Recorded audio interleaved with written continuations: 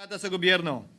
Inipit niya ang budget ng COMELEC sa Kamara dahil dito at binusisi ang di umano kaso kong ito. Subalit, Ginoong Pangulo, tulad ng sinabi ko sa simula ng aking talumpati, kapag ka nagturo ka ng daliri kanino man, may tatlong daliring nakaturo pabalik palagi sa iyo. Anong nangyari? Hindi ba't biglang may lumabas na ulat ng PCIJ na ang dami naman palang opisyal, hindi lang senador, mas mataas pa ang tumanggap din ng ganung uri ng kontribusyon noong 2022 elections? Ang tanong ko ay simple. Kung legal at walang mali sa ginawa nila, edi dapat legal din at tama ang ginawa ko. Pero bakit ako lang ang iniimbestigahan tungkol dito? Higit pa doon, Ginoong Pangulo, hindi ba tayon kay Mayor Magalong merong 67 na miyembro ng Kamara na kontraktor?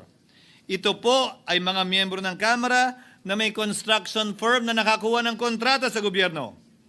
Kung bawal talaga ito, ibig sabihin ba niyan, bawal na nilang gastusin ang sarili nilang pera para sa kanilang sariling kandidatura? Bakit hindi din binubusisi yun? Bakit hindi inaalam yun? Ako lang talaga? Pangalawa, inintriga ni Martin Romualdez ang dating liderato ng Senado dahil sa pagkakaupo at pagdinig ni Senator Marcoleta sa Blue Ribbon Committee dahil marahil sa pananaw niya ay hindi siya safe kay Marcoleta. Ngunit, Ginoong Pangulo, sa hindi niya inaasahang pagkakataon, nung araw ding yun, nagsalita ang mga diskaya, pinangalanan ng 17 congressman na kasosyo niya, kabilang ang pagbanggit na naman ng pangalan ni Martin Romualdez.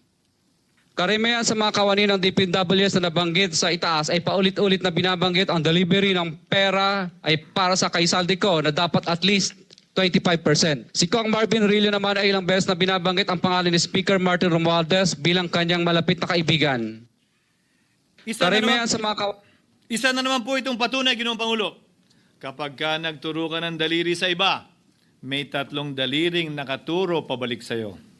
Pangatlo, sa pagdinig ng Blue Ribbon Committee kung saan niname drop ako ni Yusek Bernardo, bagaman inamin niyang personal na mismo na hindi niya rekta kung nakausap o binigyan ng anuman, bigla namang tumestigo si retired Master Sergeant Gutesa at muling pinangalanan si Martin Romualdez na hinahatiran daw niya ng pera sa mismong bahay nito.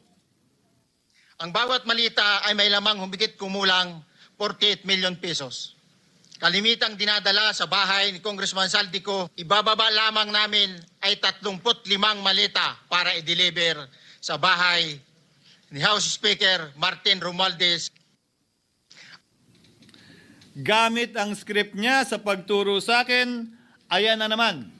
May tatlong daliring nakaturo palagi pabalik sa kanya tuwing ginagawa niya yan.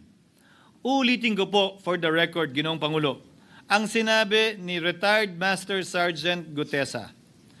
35 maleta ng pera na naglalaman na mahigit kumulang 48 milyong piso bawat isa o kulang-kulang 1.7 billion pesos sa isang delivery ay di umano hinatid niya sa iba't ibang bahay, sa iba't ibang pagkakataon ni Martin Romualdez.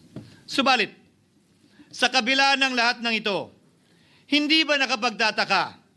Bakit hindi sinasama si Martin Romualdez sa anumang investigasyon?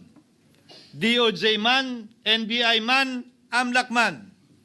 No ako po ay pinuntahan, no ako po ay dumalo sa imbitasyon ng ICI bilang resource person. Binanggit ko at tinanong ko din ito sa kanila. Ganito ba katindi ang kapangyarihang hawak ni Martin Romualdez? Na bagaman hindi siya speaker, tila the name that cannot be mentioned pa din siya at nagagawa pa din niya ang nais niya kaugnay sa isang mapamiling hustisya o selective justice. Halimbawa, bakit ang daming kondisyon bago ipasok ang mga diskaya na nagpangalan sa maraming congressman sa witness protection? Pero pag si Alcantara, Hernandez at Bernardo, walang ganong kaparehong kondisyon. Bakit hiniling agad ang freeze order di umano para sa asset ng mga name drop na senador? Pero maliban kay Congressman Zaldico na mukhang nilalaglag na nila, ni isang congressman walang request para sa freeze order. Pagdating naman kay Martin Romualdez na dineliveran ng bilyong piso sa bahay mismo niya, ang sabi ay, quote, "We will work on it lang." Bakit interesado ang lahat sa 6 na senador na idadawit di umano ni Bryce Hernandez na handang-handa tayong alamin sana kung sino-sino sila para mapagpiestahan natin sila? Pero nung sinabi ni Bryce na hindi pala senador, kung hindi kongresista lamang ang papangalanan niya, aba, biglang naglaho ng parang bula ang atensyon. Parang wala na nagtanong. Parang wala nang interes para alamin, sino-sino nga ba yung mga yan? Kung ako po yung tatanungin nyo, alam ko merong 6 na senador eh. May nagtatanong sa akin, bakit wala si Cheese? And my answer to that is, I'm almost sure, no, probably hindi ma-mention si Cheese simply because walang insertion doon. Sa Bulacan.